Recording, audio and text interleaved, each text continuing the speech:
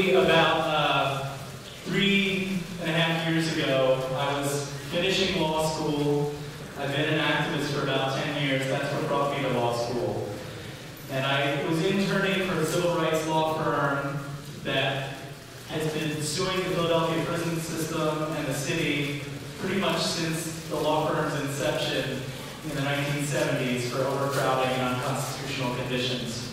And I got to work on that case a little bit, talk to some of the prisoners inside, and I really thought that there needed to be some kind of public education piece, public campaign to go along with the lawsuit, because we're very divided. You know, I'm in the National Lawyers Guild, I'm a lawyer, but I'm also in the International Socialist Organization. I'm a socialist, I'm an activist, and you know, historically when movements have gone on, we've been able to tie together the legal struggles and the organizing struggles. But right now, they're still a bit divided.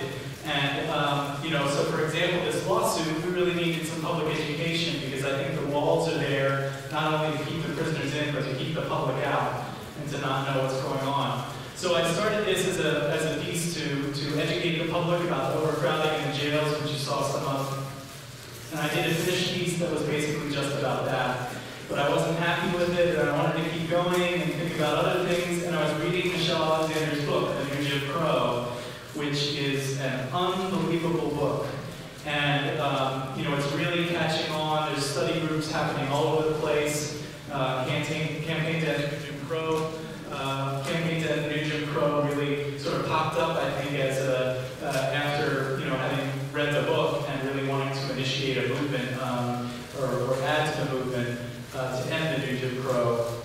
And so I was able to get an interview with Michelle, and I expanded it to what it is today, a piece about systemic racism and criminal justice, how it's tied to economic and social conditions on the outside, because we know that crime happens, crime is real, but who we choose to make criminals is the policy choices and enforcement choices.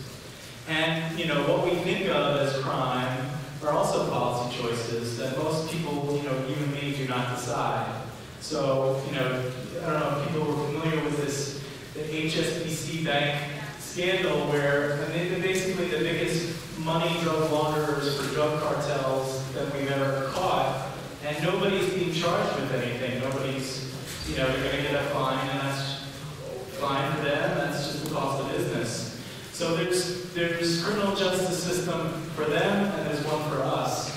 And we know that the one for us is broken on all sides, and we need to work to change it, to build a movement. And I'm happy to introduce some of the speakers here, the panelists today, who are working to do that here locally in New York. So let me introduce Brother Amir. Can you come up?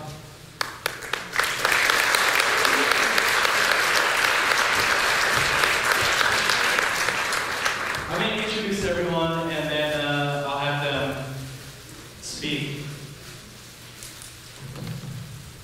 Amir Amma spent 2 decades in prison because of New York's Rockefeller drug laws. He has come out recently, and well, inside, I guess he became a dedicated activist, and has come out and hit the ground running. He's part of the campaign to End the New Jim Crow. He's a student. He's an activist. He's an amazing individual. He's come down to Philly, where I'm from, to present the movie with me at a similar situation like this. So thank you, Brother Amir, for being here. We'll get to you.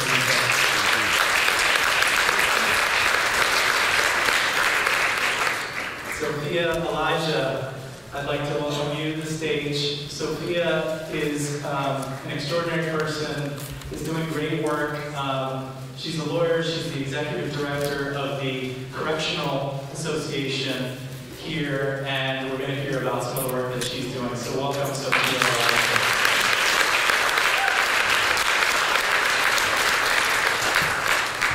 Elijah. Is Tina Reynolds here yet? We have, she's going to be arriving anytime. She got caught in traffic, so the organizers will send her up to the front, and I'll introduce her when she gets here. And last but definitely not least, Yusef Salaam. Brother Yusef, you can come on, please.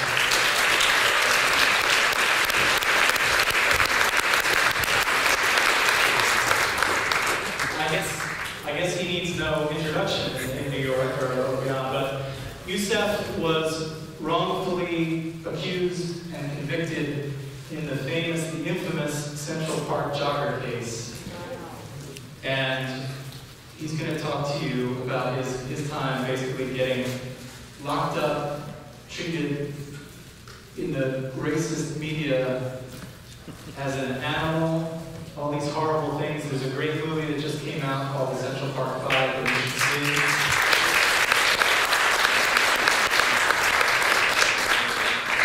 So thank you, Lisa, for being here. So I'm gonna ask them to have 3 to 5 minutes to talk about some of the work they've done, they're doing, their relation to the justice system, and any reactions you might have to the movie are welcome. And I'm going to try and keep you to 5 minutes so we have plenty of time to have a back and forth with the audience. After that, I'm going to facilitate the dialogue and discussion with the audience.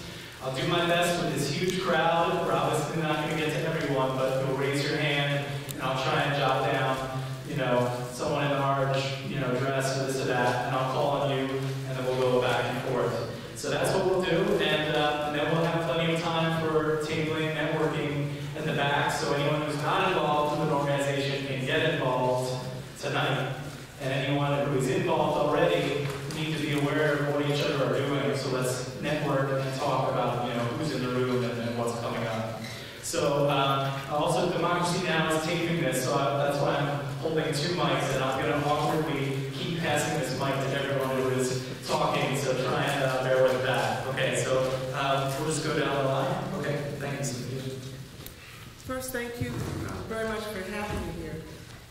As Matt shared, I'm the Executive Director of the Correctional Association, which is an independent, not-for-profit organization that was founded in 1844, and 2 years after its founding, received a legislative mandate that gives us access to all the prisons in New York State, which we use to monitor the conditions in the facilities, report our findings out to the public, like you and our elected officials, and advocate for change. We make recommendations for change. We agitate, organize, educate the public about what's going on. We have several campaigns that we're running. One is to raise the age of criminal responsibility. Our brother, Yusef Salaam, and his co-defendants, had the laws that we're pushing for been in effect at the time that they were targeted, they would not have been sent to adult prisons. They would not have been prosecuted as adults. So we advocate for change throughout New York State, and for the closure of prisons, and for humane conditions to be implemented for those people who are inside. I think I kept that for the 5 minutes. That was great. Thank you.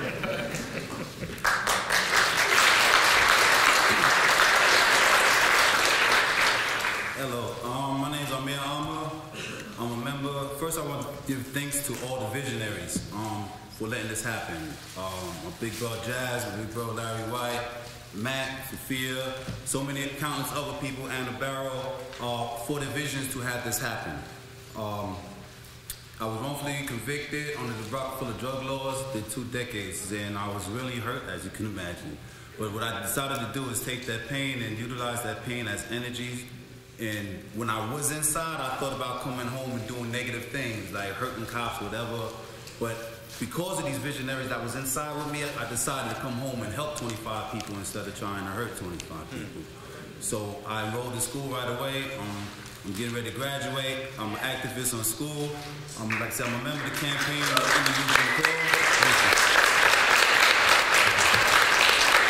a member of the campaign to end the death penalty.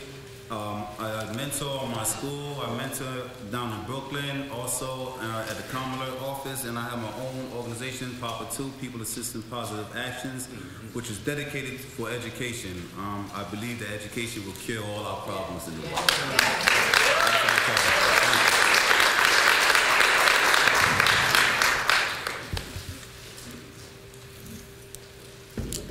Peace, family. So, sometimes I mistakenly think that I may not necessarily need an introduction, but I introduce myself anyway with regards to where I am in the place of a member of living history.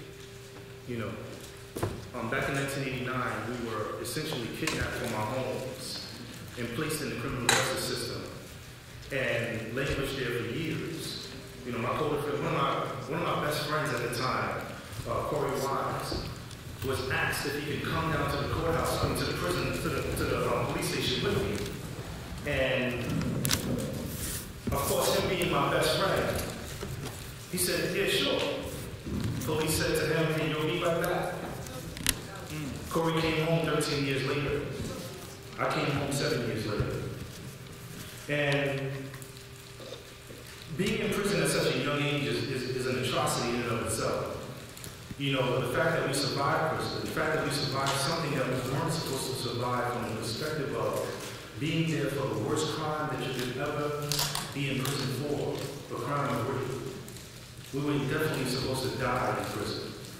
You know, the fact that we survived it, we were supposed to then die a social death. And here I am standing before you today.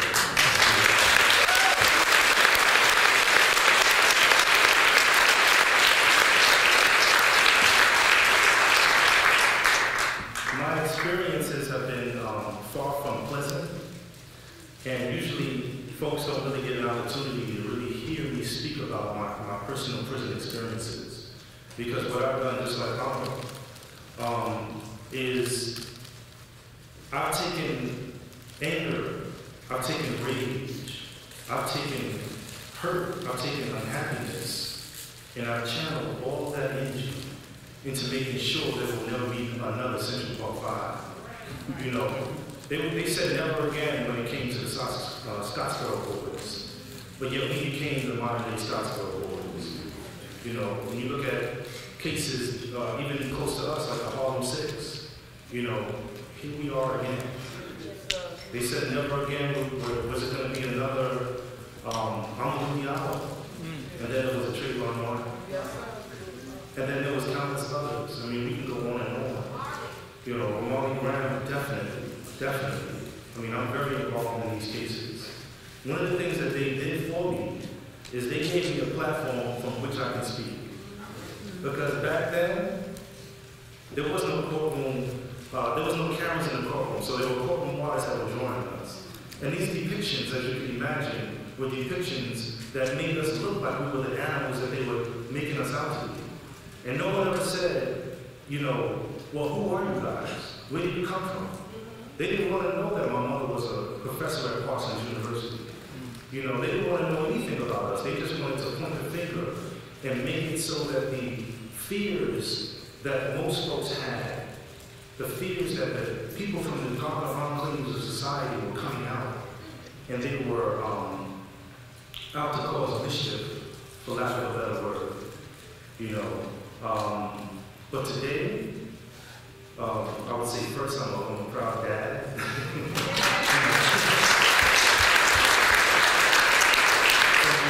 Some folks say I'm here for lost time. I have 5 daughters. But I'm also an activist. You know, I'm a dad who has been given successes as opposed to failures. And what I mean by that is, instead of those social deaths that I was talking about, I began to work in the field of computer technology. And I was recognized and got hired by New York City's #1 hospital, New York Presbyterian Hospital. And I worked for them for 7 years. And the only reason why I left them was because another hospital called me up and said, we give you the administrator over there. You want to be the administrator here, we'll pay you more money. I said, I got 5 daughters, I'm coming, you know. But, you know, as far as now, what I do is I constantly go around and I educate people about what happened to us as it relates to the Central Park 5, but to make them also realize that the Central Park 5 is not just about the 5. It's about what happens to any one of us. Any one of us who has children, any one of us who just is walking around in general can become a Central Park 5 the way the system rolls down. You know, lastly, I think things can be summed up in terms of my feelings about the system by me saying this. People who know me know that I call it the criminal system of injustice.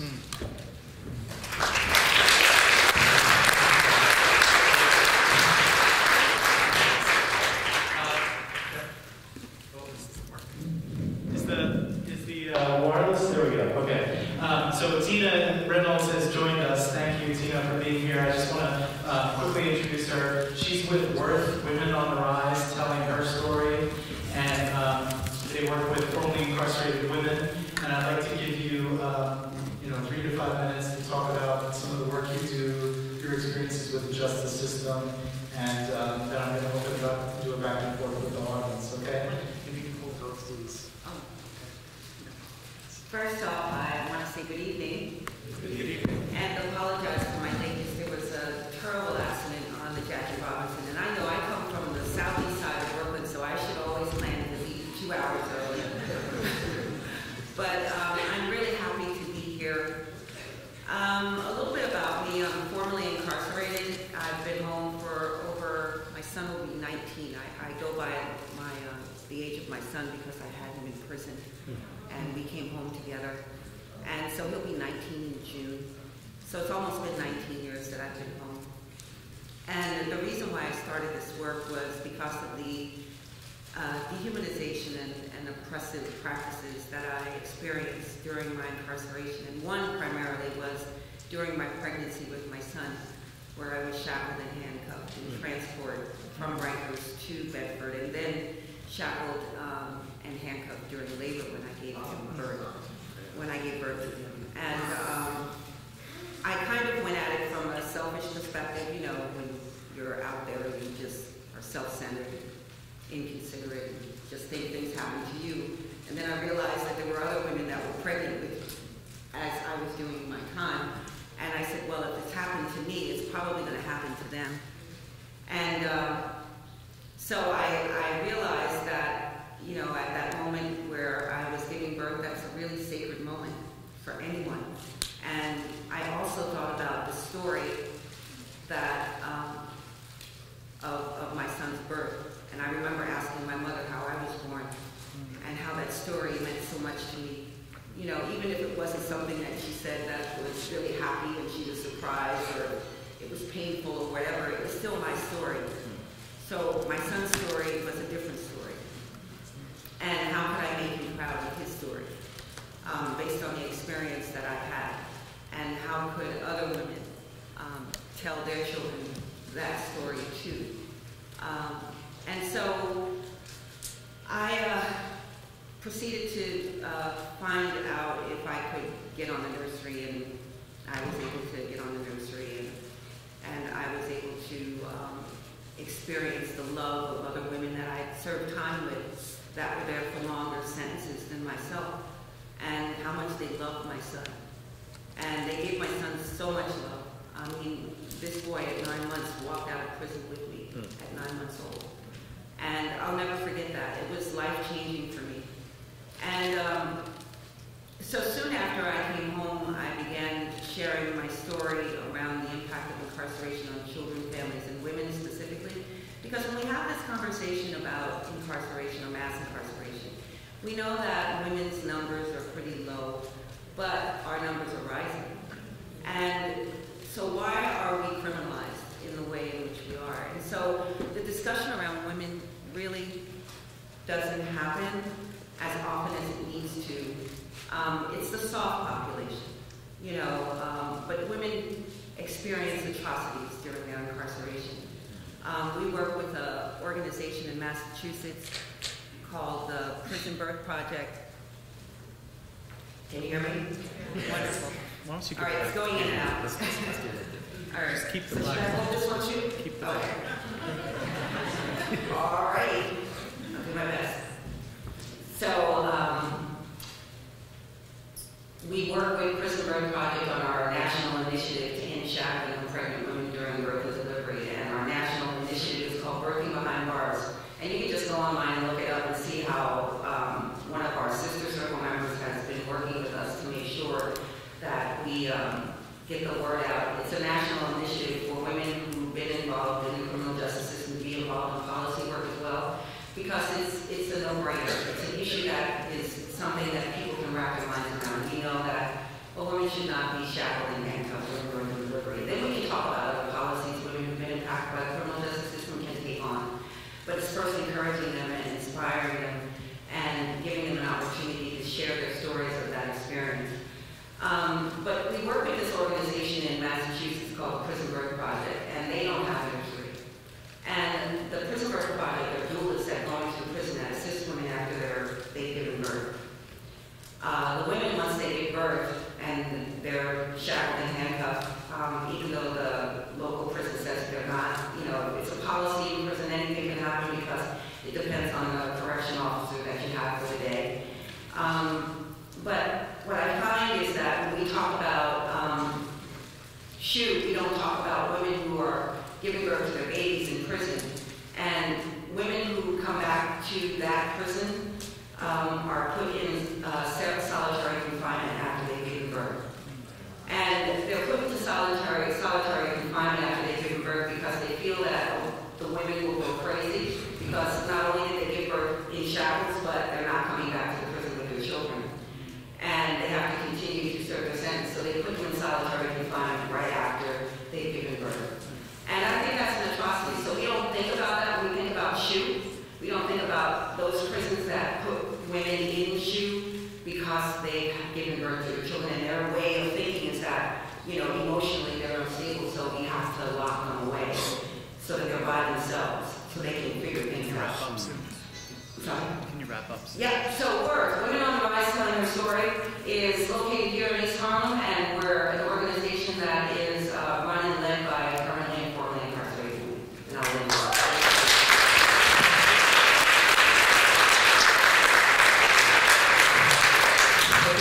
Okay, so with that, let's open it up and we'll have a back and forth with the panelists. So I see one hand there, and I guess instead of me running the mic back and forth, if you could stand up and shout your question or comment, that would be great. So right here.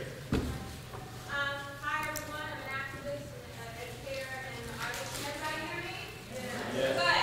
All right, so my question is about the new National Geographic and MSNBC and all these channels that turn around, instead of having animals in the wild, they start having shows with people in captivity. So MSNBC can be all neoliberal, but then they have Superman. They have all of these shows which then don't necessarily glorify prison life, but make you want to watch it. And then once their ratings go up, the more gruesome those shows are. So my question is, how do we, because I've seen all the other agenda points, love the movie, love everything everybody has to say, but in terms of the media and stereotypes and the portrayal of prison and prisoners, how are we going to target that?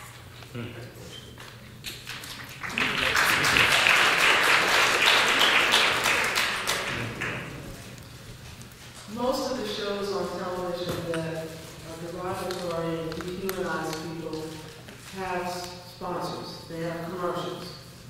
Don't buy that garbage. There's real reason. Don't spend your money. I'm not saying that's the only answer, obviously, but certainly, we live in a capitalist society that understand money. So if you don't spend your money on corporations and products that support that kind of programming, and then you continue, obviously, to write letters and make your voices heard, take out media campaigns that expose those kinds of things. That is the way that we'll make a difference. Because it's kind of like, the squeaky hinge is what gets the oil. So we have to make the noise and say, we're not going to support that. And educate other people as to what the purpose of those kinds of programs is. That the purpose is to desensitize us, to make it the norm, so that it's all right, that we feel comfortable with people living in cages for decades.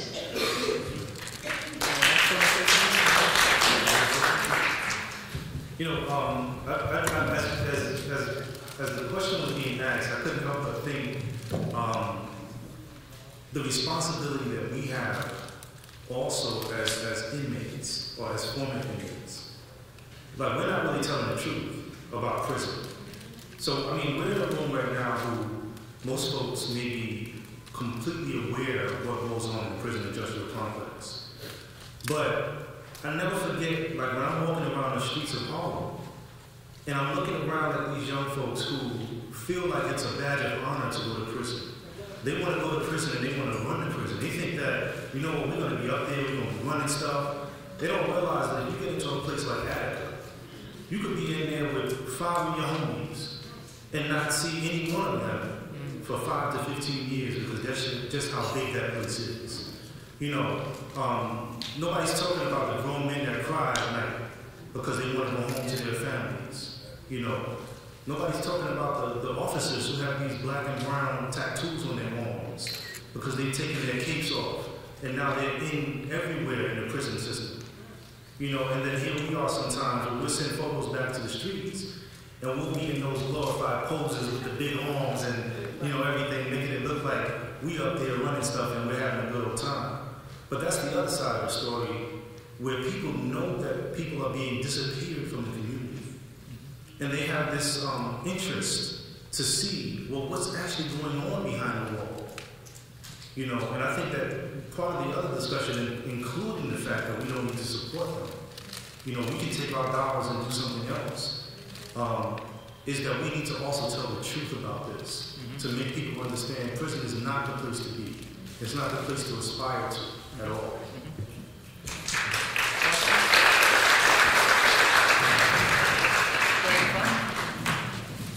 To what extent, like in Rikers Island, for example, my feeling is that most of the violence that takes place there is induced by the correctional officers themselves. First, they separated people by their color, by different gangs and stuff like that. And it seems like they move by brute force. When I was a kid, I saw what we call brute force. In other words, these places are being run by brute force. Even though incarceration is down 32%, the correctional officers union, they keep on insisting we should have more guards, that the inmates are more violent now. They blame it on the mentally ill. I'm mentally ill, and I know when I'm depressed, I'm not going to attack anybody. If anything, I'm going to be the victim of crime. Right. So what can we do? And I'm trying to reach the correctional officers president to try and reason with them, to try and find out, is there some kind of common ground? They can't all be bad. There must be somebody there that has some kind of feelings. Maybe their own relatives are in prison. What can we do to straighten this thing out? I don't feel like it's desperate and it's hopeless.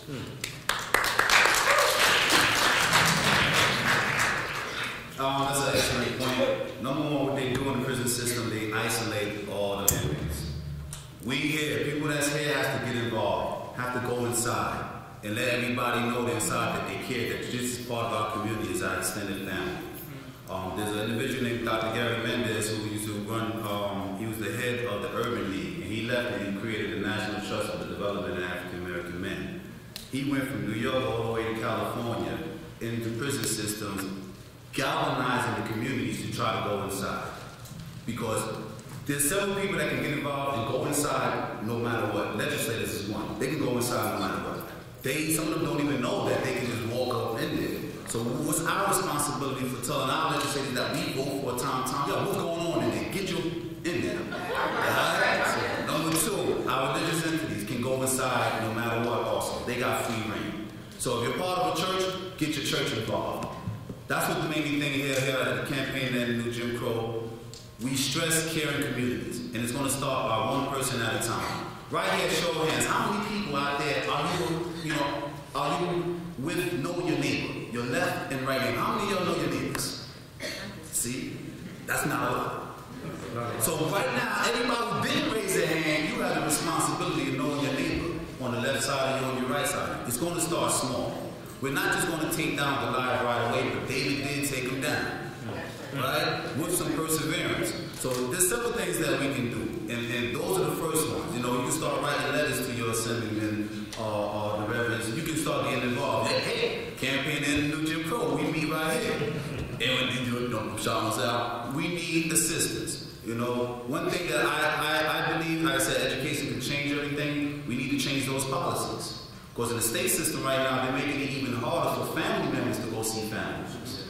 They do it disgrunt, like there's a sister here, just Pillischer. She has a whole slew of things what she gives in her presentation, how she has to wear a certain amount of clothes and you know, so she don't go in, so she don't beat, so she don't have to get her anus looked at. This is crazy. So they're criminalizing our people also.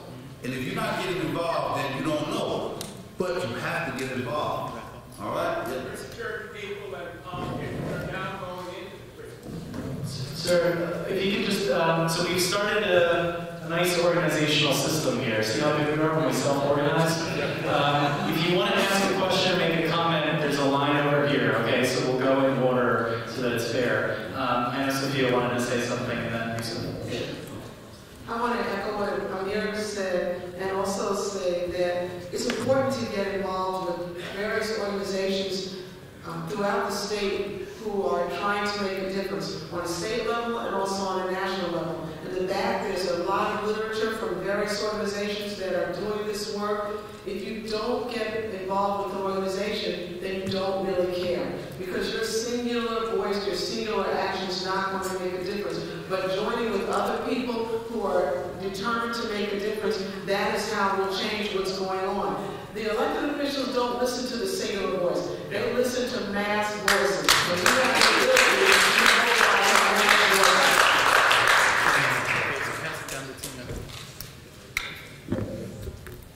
So, you again. I watched the film before I came here, not today, but I watched it. And one of the things that came up for me is that there was, I think, a line that said how many people are coming home or being released every year.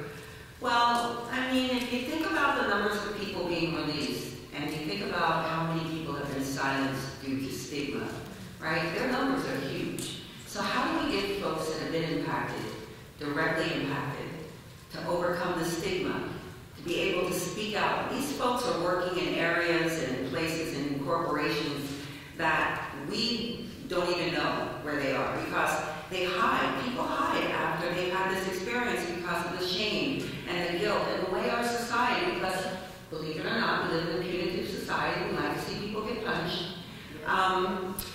So we have to encourage people who've had the experience. How do we encourage people? How do we get folks that have had this experience to come forward and to use whatever power they have wherever they work to make changes?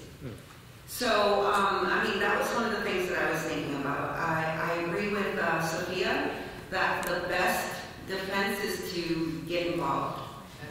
The best defense, I mean, there are many, many organizations in New York that you can involve yourself with in the work that they're doing. The Correctional Association does phenomenal work. In fact, they're going up to speak to legislators in April. You should all join their committees and be involved.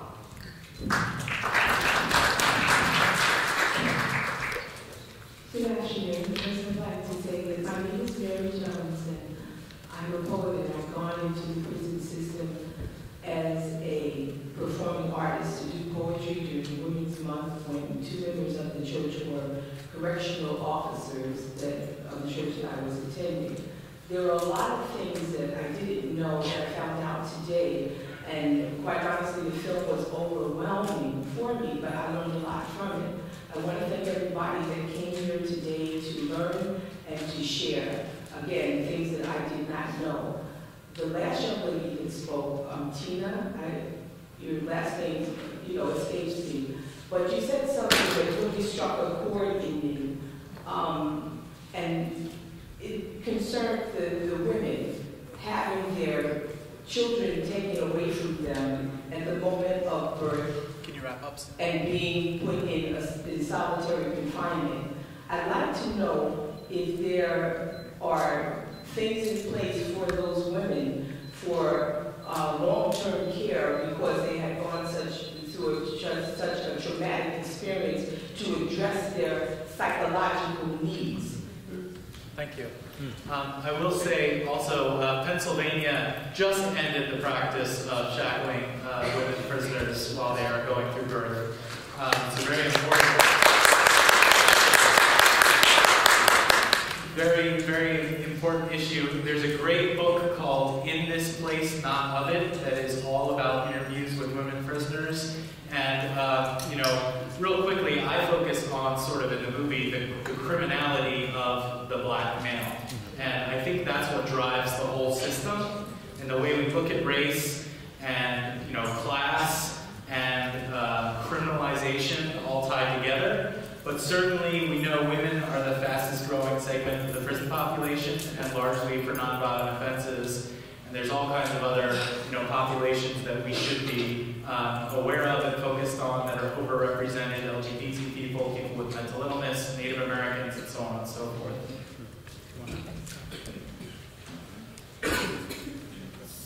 So thank you. I appreciate your question. I believe that all people who've been incarcerated are traumatized, not just women. However, when we think about women as a gender, we have to really understand that we're being treated like men. And so the consideration for our many needs are not there, are not in place. And so with this absence, there is nothing in place to address the trauma. And women more than likely experience trauma prior to their incarceration. Usually the reason why they're committing crimes is because they're traumatized or poor or need to find a way out to take care of their families. So trauma is a big issue, and I believe in a public health approach and preventative approach. And so how do we heal our families, our communities prior to? There's a lot of healing that needs to happen. Sure. That's Sophia. I think it's important to know that after a very long struggle waged by the Correctional Association and many other advocacy organizations in New York State, we finally got a bill passed, which is the anti-shackling bill, which says that in New York, women who are in labor are not supposed to be shackled. What we have found, though, is despite that, the practice still continues. And so now we have to monitor and push to get the Department of Corrections and Community Supervision to actually cease and desist from the barbaric practice of shackling women. So just getting the legislation is only one piece. Educating the public and putting pressure on those policymakers and elected officials is the only way that we're actually going to stop these practices.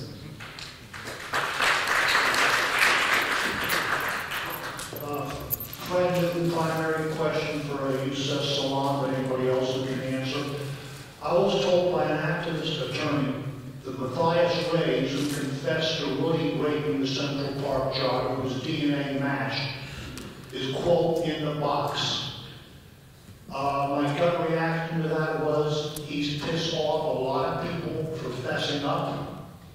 Is he being retaliated against for fessing up? I'm particularly curious to know if anybody knows why he's in the box. Is he in the box because fessing up is the reason or an excuse or what? Well, first thing I want to say is I don't know what Tina Reynolds is. But what I can tell you, just from the efforts that my attorneys did back when we first wanted to find out more about his confession to the rape that we were in prison for, they wanted to depose him quickly. Because, as you can imagine, back in 1989, this was such a heinous crime that not only did the public want this crime to be solved quickly, but in addition to that, it caused common citizens like Donald Trump to take out full-page ads calling for the reinstatement of the death penalty specifically for my case. In the film that I'm in, Reverend Buck says something to the effect, had this been 1901, we would have definitely been drug out of our homes, hung from trees in Central Park, probably castrated, and definitely burned.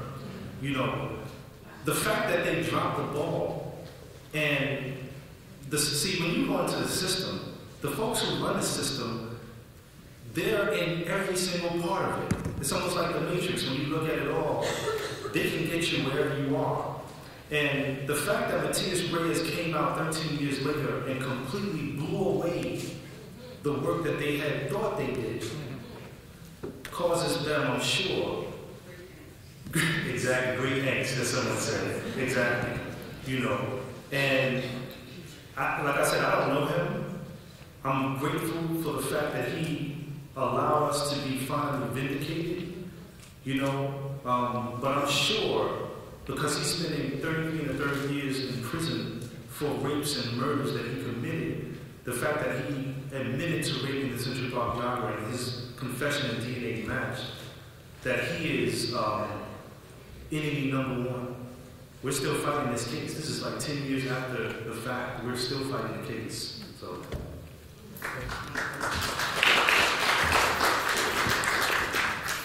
My name is Stacey Muhammad. I am the writer and director of a narrative web series called Colored Voice that addresses the prison industrial complex. I'm here with the star of that series, Ron Morgan. So my question is for the filmmaker, because I do believe that this revolution will be televised, and a lot of the awareness around the prison industrial complex is coming through film. So how do we as filmmakers and content creators band together and create that type of revolutionized movement amongst one another?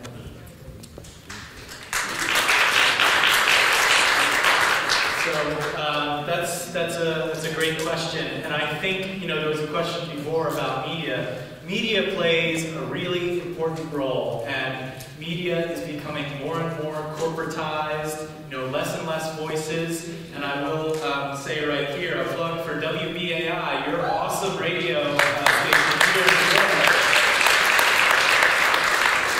New York, is hurting and needs some help. And so I think we need to really support independent media when we see it. It's getting easier to make films. It's getting easier to publish things on the internet and so on and so forth. And for example, with this movie that was made on a Kickstarter budget of $11,000, all my friends who said I'll help you, I'll give you a song for $50. Me putting hours and hours of my time, not getting paid. And then I have no PR budget. My PR is a room full of people like you who spread the word, and that works. And that creates people-to-people organizing. And we're not all going to have, huge budgets like Yusef Salaam was in an amazing, Ken Burns backing this, amazing documentary. But there is room for youth who are getting involved in high school, like creating their own content, putting it on the web, putting it on local public access channels, things like that. And I think that we need to be really looking for the truth in ways that we haven't been to this point. We've been really duped as a society, about race. And that's really what I try and focus on, is all kinds of things that we think we know about race and criminality is just plain false, just plain lies. And if people are given some of the numbers, given some of the faces on TV to hear their stories, as Marlene Martin talked about, like humanizing people, people sitting up here seeing like they are human beings and we can't just forget about them. And if we do forget about them and put them in violent conditions and then release them, with a permanent branded, felony mark so they can't enter the legal economy again, what do we expect about crime and public safety? So I don't know if I have a great answer for how we band together, but I do think that media will play a role in this revolution, in this, reform of the criminal justice system, in creating a new justice system that is really just in ways that it's never happened before. I'm trying to tour this movie across the country, and people all over the country are using media, and books, radio shows, to have discussions and really start to talk about, parse out what is the truth and what are lies that we've been fed in our schools and in the corporate media. Hi, my name is David. I really empathize with the whole idea of education as one of our greatest keys in stopping this prison industrial complex. I come from Texas, down south, and there is a severe disconnect between what's going on in the prison and the youth. Though I grew up with convicts, it's like the whole notion that it is like a badge that you wear when you come back home. It's like, this is my time, especially when it comes to gang politics. Like, when you go to prison, it's not like bad. It's actually like a notch up in the career panel, where you get connected and stuff like that. I just personally believe that we need to start reaching out to children on a much younger level so they can really understand these dynamics and how we're really hurting our own communities. And then that said, I don't think that's going to happen through the system, though I do appreciate a lot of the work that you guys are doing. My question lies like, you know, how do you feel about autonomous services that were created, such as the free schools from the Black Panthers, as well as the anarchists that they created down in the Deep South, as well as Detroit and in D.C.? Good question.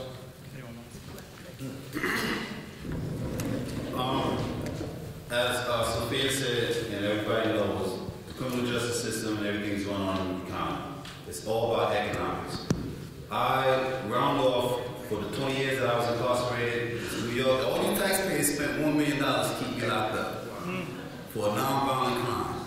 So, what could I have done with that? I could have went to England, London, go to Oxford, get my degree, come back, start a small business, hire 6 people, get my own house, put $200,000 in the bank, and still get a state over $200,000.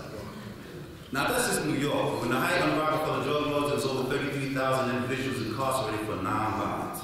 That's your taxpayer money, right? Okay, that 33,000 just in New York, times that of the millions across the nation. All right, so the money's there, and we have to pull together to do it. What the Black Panthers did, they showed that we can pull together. We spend so much. How many people have iPhones and stuff like that? You know, there's no sense for everybody to have all this stuff. You know, it's good, but if you want to keep up with the trends and our social conditions is going, then we're at fault. So it's up to you to start one small thing with 2 or 3 people. What I do daily, I talk to so many people daily. If I can get help, if I can mentor them, you know, and that doesn't do nothing but time. You know, it's a little bit of money. I might buy them some water or something like that. Give somebody a book. And with our youth, what happens with when they come home from prison and they serve this badge of honor, what it is actually a support system for them because they are accepted. All right. Right now, I just got put on the CUNY system, and God called me up. You know, we want to know about your background. And I was like, oh man, I was feeling real high. And here we go all over again with the background. Yo, can you get the references for the judge? Can you get this? Can you get that? I'm like, wow. It's like I'm doing most and everything that I can do to help everybody. People that's around me see it, but now these administrators up there is shunning me or making me feel bad, right? All right. Again, it's up to you, it's up to me, and we can just do all the small things to get our youth involved and educate them. That's what we can do, have community-specific programs. If we don't have community-specific programs inside of our prisons and inside of our schools that's inclusive instead of exclusive, then the system will continue.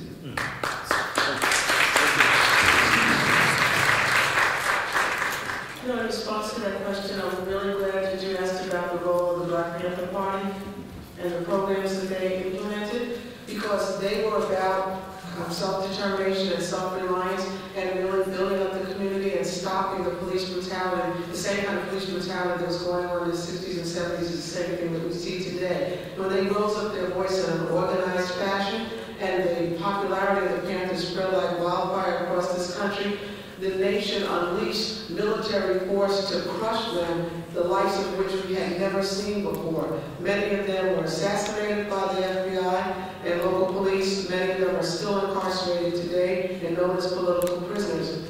And many of them have been released, but bear the scars of the war that was declared against them by your government. So we have to recognize the important role that the Black Panther Party played and the example that they tried to set for us and make sure that their legacy doesn't die.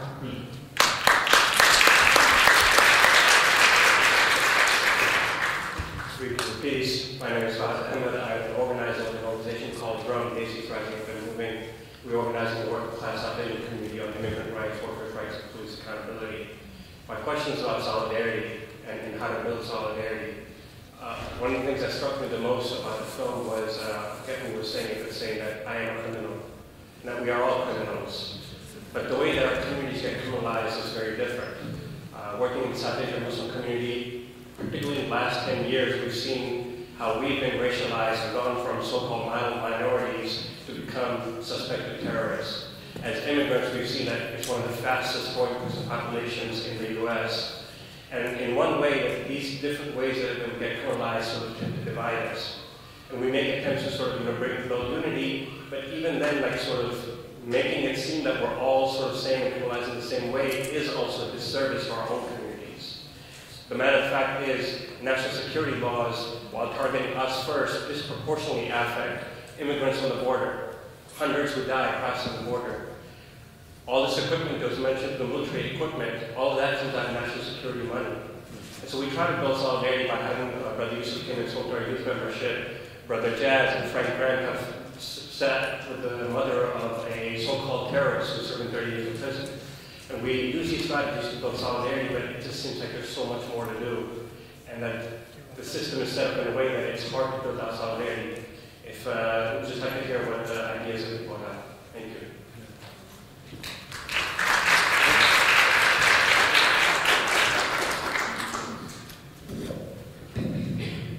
I think solidarity is really important. Inclusivity is important. I know that our society has a history of separating us by color within our own populations. You know, what color is favorable, what color is more acceptable. So when you think about that, even in our own communities, in our own culture, we have these things that we need to get over ourselves. And then when we think about partnering with other cultures, other ethnicities, we understand that as people of color, we're all impacted. You know, and so it's not one group being impacted more than the other. And so we need to really look at the impact of what it is that we're feeling and what it is that we're going through. And we see that it's the same, and it's divisive, and it's to distract us.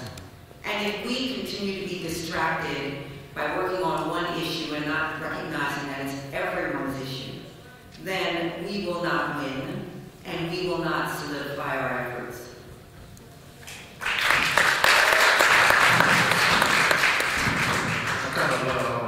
I definitely agree with what you're saying. And I also want to echo in a different way what Sister Muhammad just said in terms of the revolution being televised. Many people know that I have this poem, I call it my signature piece, it's called Revolution Will Not Be Televised. I'm going to do it today. But the reason why I'm doing it is because in the question that was just asked, most people begin to know folks through media or media outlets. So if somebody makes a film as this film here, which is a great film, we now have an opportunity in this room here, and many rooms who've seen this film, we have an opportunity and an obligation now to act and to respond to what we've seen. Most folks, if they've never seen this, they would just be, as was said before, glued to MSNBC's rendition of what it is to be in prison, and we're kind of like glued to those false ideas. When people get an opportunity to see each other from their perspective, it's like, wow, now I know this person. Now I know where they're coming from. Now, you know, the brother that just spoke in terms of me coming to the organization now out there in Queens, they took this young man and put him in prison for something just because he was an immigrant and he didn't have his papers. You know, but his daughter, I think is 12 years old, who created this great YouTube video, is going to make people understand exactly what needs to be done. So with that being said, just quickly, the revolution will not be televised, because this right here is being televised, which is great. The revolution will not be televised. I can remember when that statement made me sad inside. Too young to be in it.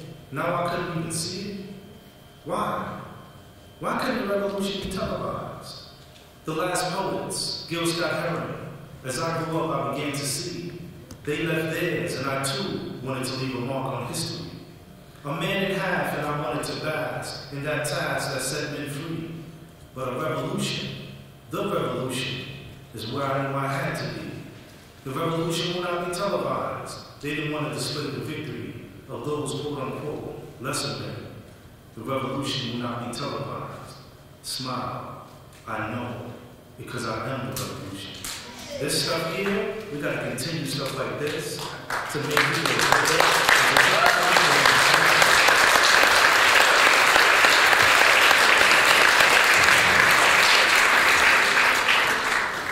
Thank you, Yusef.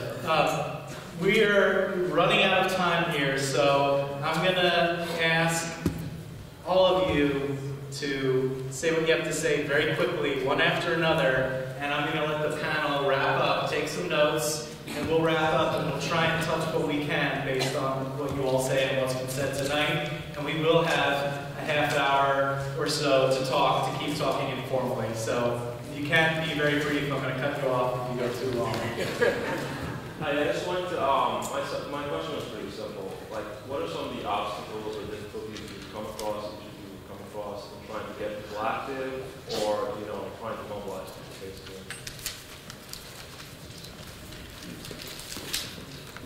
So towards the end of the document, there was this great list of solutions, and one of those solutions was the use of privately funded, for-profit prisons, and I'm curious as to how that would be any better than a public prison. I found the question of bail very interesting when this person was talking about being on bail for so long that I believe that sometimes people will take a plea because they're on bail and they want to get out. I also believe that sometimes it seems like the DA and the public defenders, both being working for the judicial system, seem to be in cahoots, you know, and people not realizing that not having a private lawyer, you know, they will not get the fairest treatment at hand. So I was wondering whether you believe or not that the system would want to change that, or that the institution benefits from this. Good question. Hi, my name is Amir Amma. My question is for Soffiyah. I know that New York State has passed legislation saying that persons who are mentally ill and incarcerated should not be held in isolation. And I just wondered to what extent that law is being enforced. Thank you. Hi, my name is Theo Harris, and I presently work for the HerStory Presbyterian. I'm the Prison Partnership Associate. And I know a few of the panelists. I was in prison with Brother Amir. Yusef, you spoke about your struggles as a youth, and my struggle goes all the way back. I spent 40 years in prison.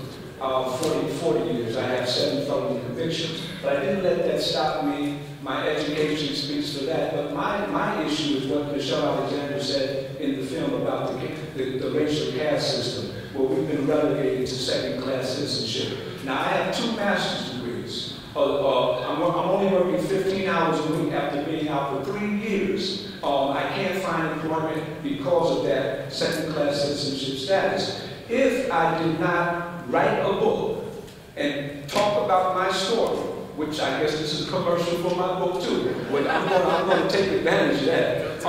But this is my book, Blessed and Highly Favored Memoirs of a Multiple Felon. I said that to say that if I did not do this, I would not even be able to supplement my income and pay my bills. So I'd like to speak to what we can possibly do to address that. That's a serious issue. Thank you.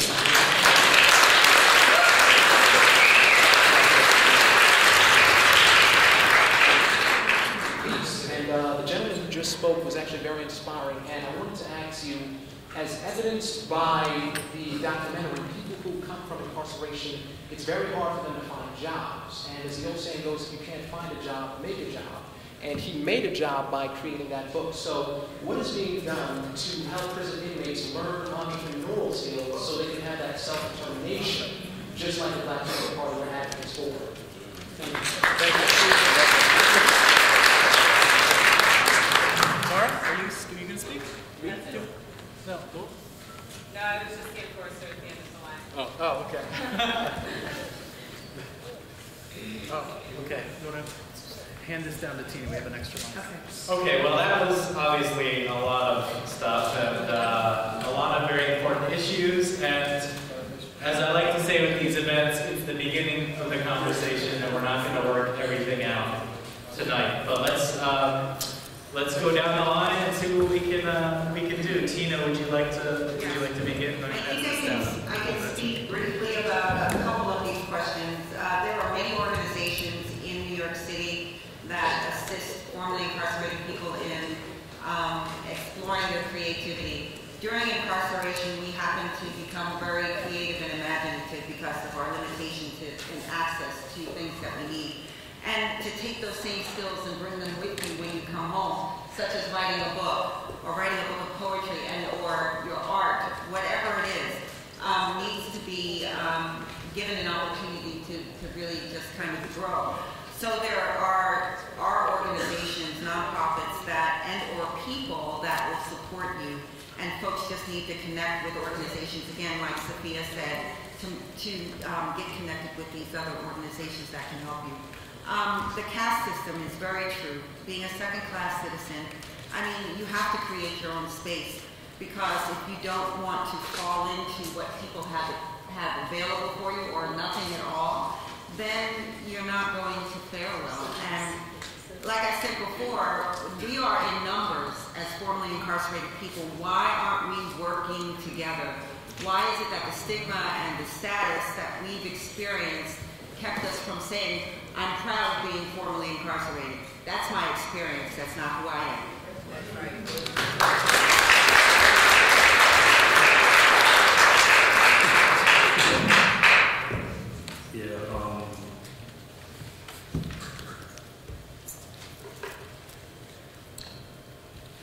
I'm just looking over some of the questions that I tried to write down. Trying to use technology and leverage it in this particular situation. I think that one of the most important things is to encourage people creatively, because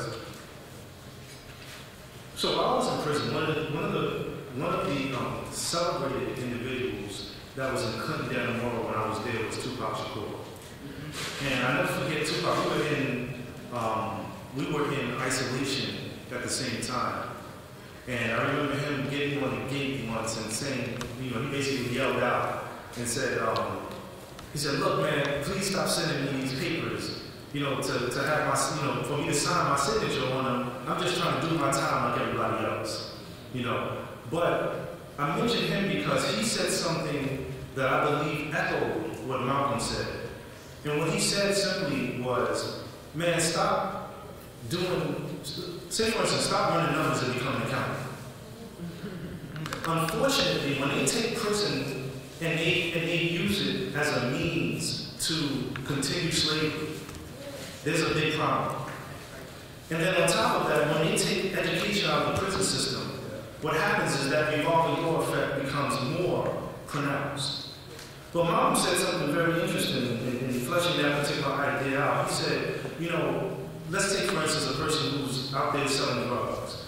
If he's out there selling drugs and she's out there selling drugs and they're taking cocaine and mixing it with something to make crack, for lack of education, they don't realize that they can become a chemist. They have transferable skills. But see, the greatest thing that happens, this is very true, the greatest thing that happens, yes indeed, the greatest thing that happens is that folks who get educated, they realize they have 1,500 options and they don't have just one.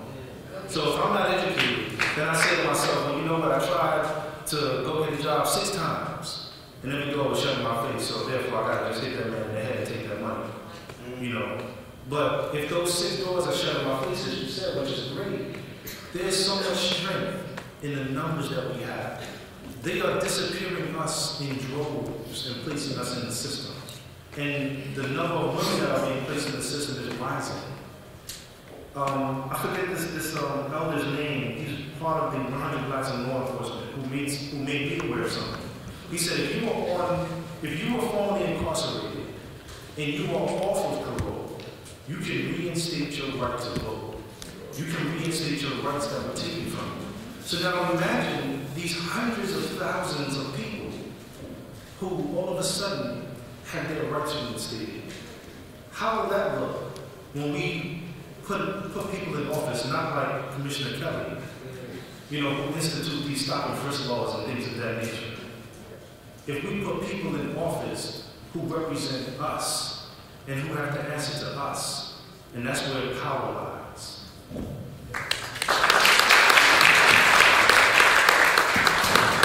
I'm actually going to hop on the back of lack of education.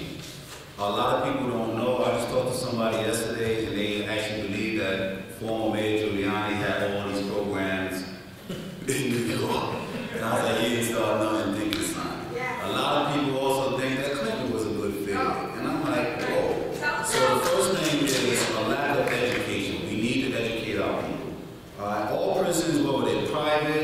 or public or systematic levels of oppression. You know, that's not only in the prisons, from the justice system, everything like that. One thing that's holding us back for jobs is social hoarding. You know, look what social hoarding is. You know, you can be qualified, but they want to put their friends and people on instead of the person that's qualified, no matter what the consequences is, and that definitely has to stop. I am a strong guy on education for community-specific programs that actually need to be inside and out here. One thing that we can do to unify, if you're down with a church and there's a church down the block and y'all don't talk to each other, that's wrong. Alright? If you down the block and there's a mosque there and that mosque and that church don't work together, that's wrong. So it's up to you to just tell your pastor, hey, let's have a family day with the mosque down there. If he was like, no, then you know you're in the wrong place. Alright? Because everybody who I didn't like or I thought I didn't like inside, while I started talking to him, we had more in common than anything else.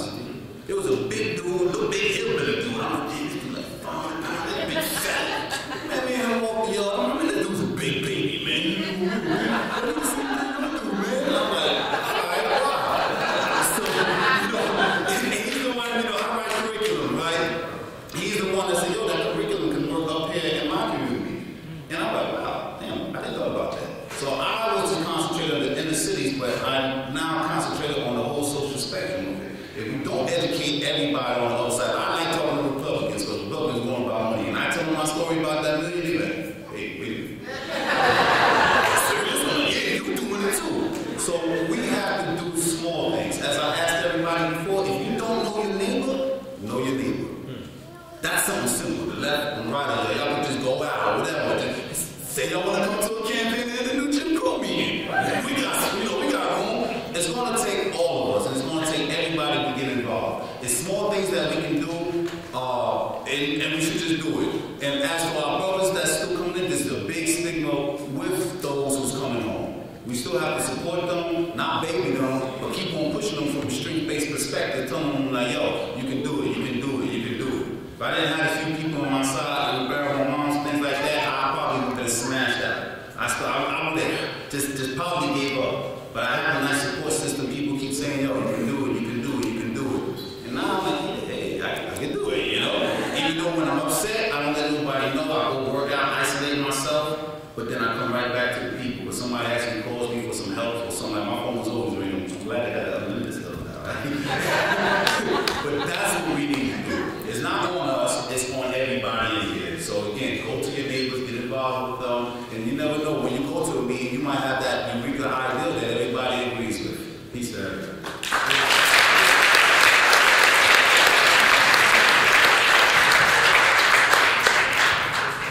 I'm going to try to address some of the specific questions and then some general.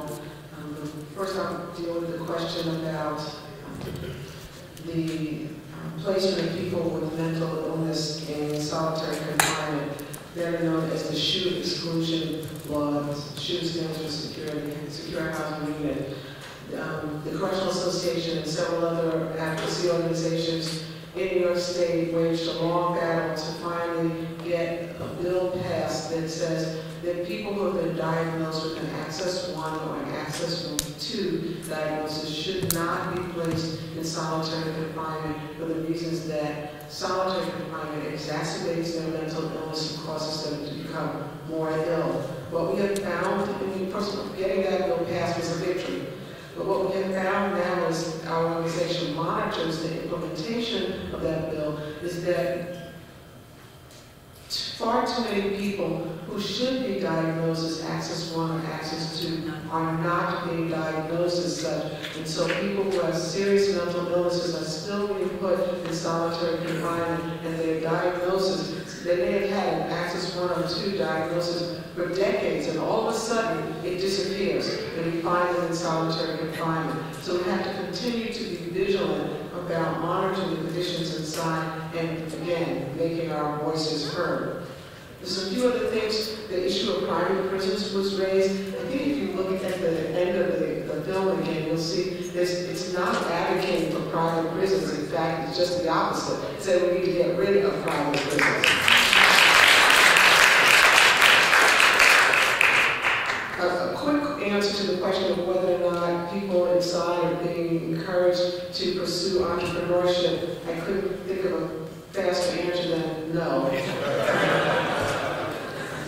On the issue of our public defenders and prosecutors in cahoots, you know, it all depends upon who you get. There are public defenders who work very hard and go to the wall for their clients. There are private attorneys who go to the wall and fight for their clients. And there are private and public defender attorneys who do just the opposite. So you can't make a determination based on whether or not someone's a public defender or not. And I can speak firsthand because I've been both. Okay? If you are willing, if you are passionate about working for your client, you're going to be passionate no matter who's paying your check.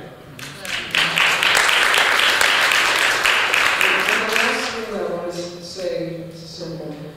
We say that we're concerned about this problem, this crisis in our country. We can start with something very, very simple, and that's the language that we use. We have to stop saying criminal, offender, convict, felon, ex-offender. Get rid of all those stigmatizing words.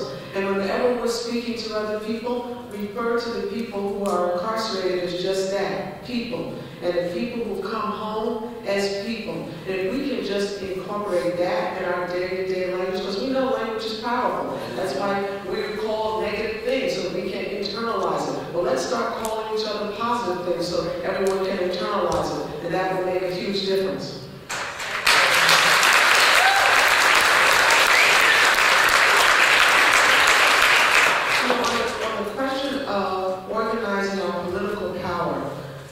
There are millions of people in the United States who have a felony conviction, literally millions, whether or not they went to prison or not. Millions of people have this stigma of a felony conviction.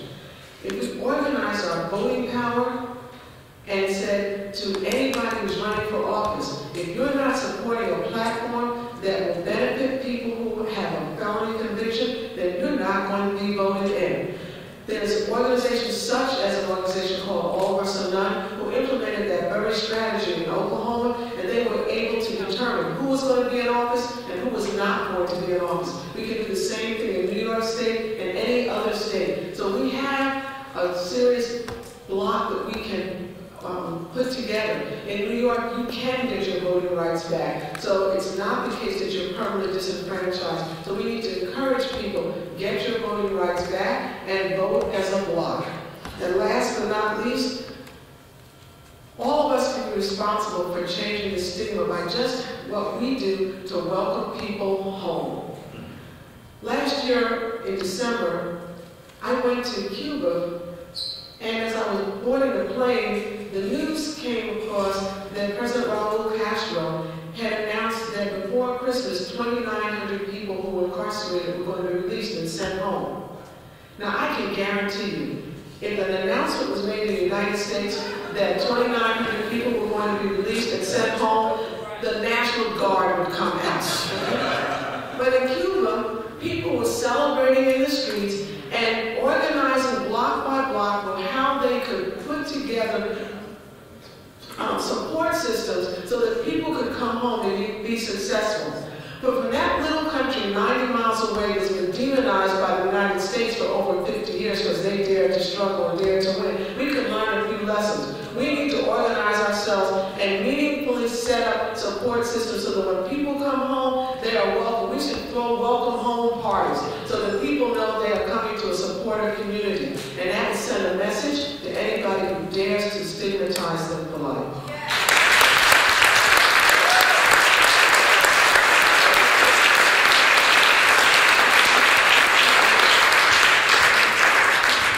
Okay, well, I'm just going to say a few things. I want to say thank you to all of you for being here very much. It's an honor.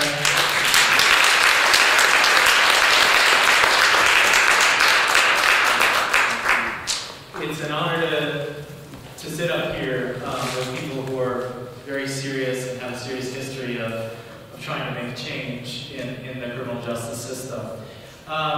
You know, the system is designed to sweep a certain set of people off the street, put them in prison, and it's designed to send them right back after they're released. This whole thing about collateral consequences, I mean, if you think of nearly every aspect of citizenship is affected once you've been convicted of a crime.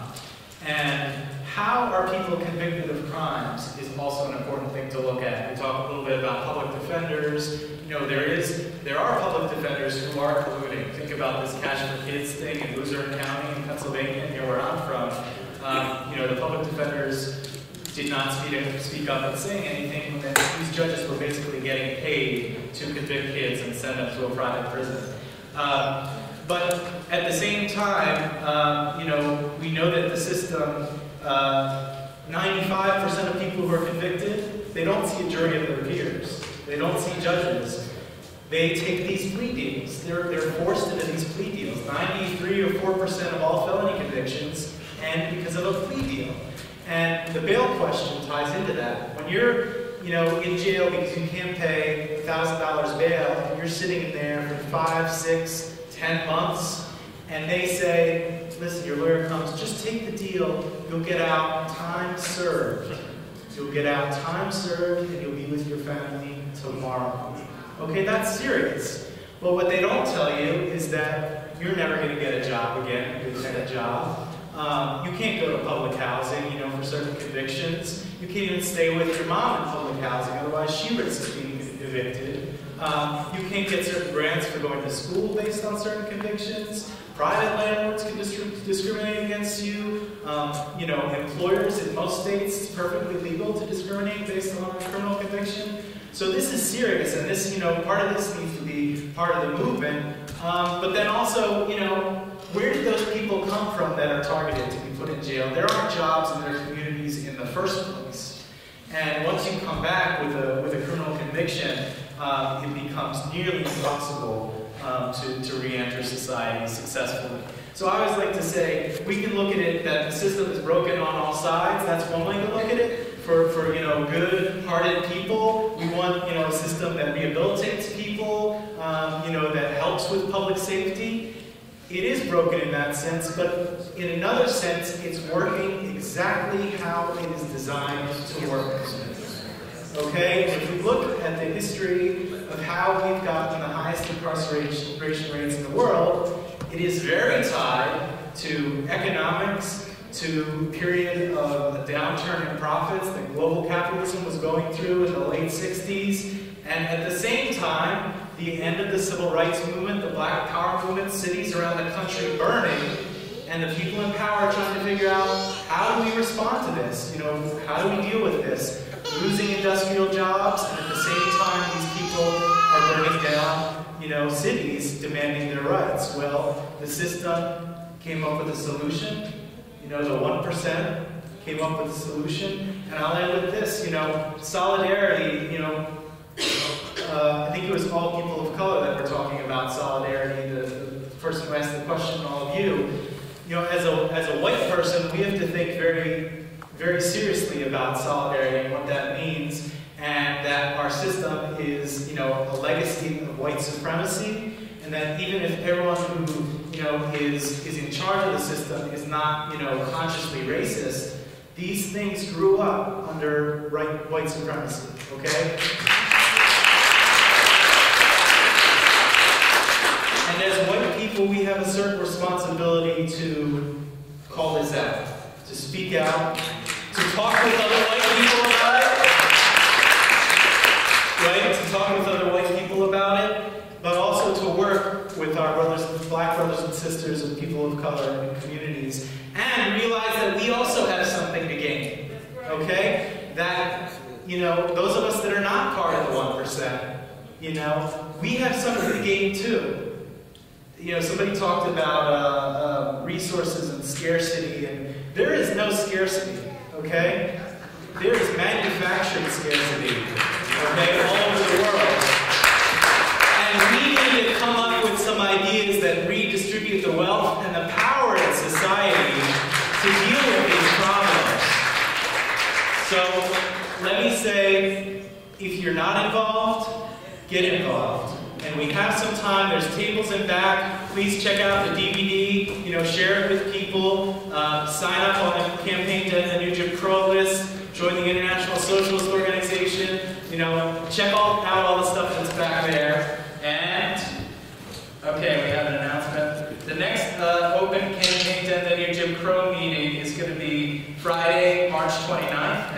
6:30 right here at Riverside. So that's one easy way, to get involved. You don't have to be the movement on your own, but we just need to start connecting with each other, okay? So please join us in this struggle. Thank you. Please, everybody give Matt a round of applause.